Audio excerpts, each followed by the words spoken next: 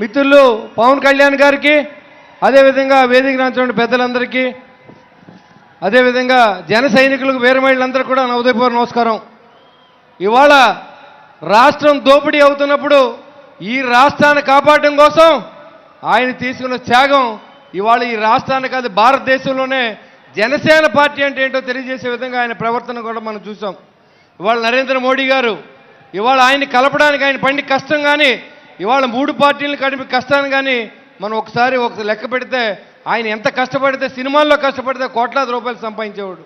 అందరితో మాటలు కుటుంబ సభ్యుల్ని సైతం కూడా మాటలు అనిపించుకొని ప్రజల కోసం, ప్రజల కష్టాల కోసం, ప్రజల కన్నీళ్లు తుడుస్తూ ఆయన సొంత డబ్బుని రైతు సోదరులందరూ కూడా డబ్బులు ఇచ్చి, అదేవిధంగా పేద కుటుంబాలను ఆదుకుంటూ మరి చేసినటువంటి ఈ ప్రయాణంలో మీరందరూ కలిసి ఇవాళ ఈ సభను ఇంత ఉత్తేజభరితంగా చేసేదానికి కారణమైన మీరందరూ కూడా 10 సంవత్సరాల పాటు పవన్ కళ్యాణ్ గారు సీఎం అవ్వాలి, పవన్ కళ్యాణ్ పవన్లో రావాలనే విధానంతో పనిచేశారు. ఇవాళ మరొక పార్టీ అయితే ఏది కూడా ఒక్కసారి ఓడిపోతే మళ్ళీ కనపడిన మన దరిదాపులో కూడా కనపడదు. అలాంటి పరిస్థితుల్లో ప్రతి జన సైనికుడు వీర మహిళ కూడా పవన్ కళ్యాణ్ గారిని ఆరాధ్య దైవంగా చూసి మీరు చేసిన ఈ కృషి అందరికీ కూడా మీ అందరికీ పేరు పేరున ఉదయపూర్వ నమస్కారం తెలియజేస్తా ఉన్నా. ఒక్క మాట చెప్పదలుచుకున్న, జనవాణి కార్యక్రమం అని పెట్టి దాదాపు 10,500 అప్లికేషన్లు మనకు వస్తే 2,000ని మనం సాల్వ్ చేయగలిగాం. చాలా పార్టీల దగ్గర తిరిగారు, చాలా మంది నాయకుల దగ్గర తిరిగారు. ఎక్కడా న్యాయం జరగకపోతే జనసేన పార్టీ మెట్లు దొక్కిన సందర్భాన్ని మీకు తెలియజేస్తాం. చంద్రావతిని ఒక అమ్మాయి మలేషియాకి వెళ్ళింది జాబ్ చేయడానికి. 6 సంవత్సరాల క్రితం మరి ఆ అమ్మాయిది పాస్పోర్ట్ పోయింది. అక్కడే జైల్లో వేసే పరిస్థితి, హాస్టల్లో జాయిన్ చేశారు. అక్కడి నుంచి రిప్రజెంటేషన్ పవన్ కళ్యాణ్ గారు ఆఫీస్కి వచ్చింది. ఆ రోజు నేను డ్యూటీలో ఉన్నాను. ఆ డ్యూటీలో ఉన్న సందర్భంలో కలెక్టర్ గారికి తెలియజేశా, ఎస్పీ గారికి చెప్పాం, ఎంఆర్ఓ గారికి చెప్పాం. కానీ వాళ్ళు ఏం పనిచేయాల. కానీ మన జన సైనికులు, ఎన్ఆర్ఐ జన సైనికులు, సింగపూర్లో ఉన్న జన సైనికులు, మలేషియాలో ఉన్న జన సైనికులు మళ్ళీ పాస్పోర్ట్ తీసుకొచ్చి 3 రోజుల్లో రాబోతూ ఉంది.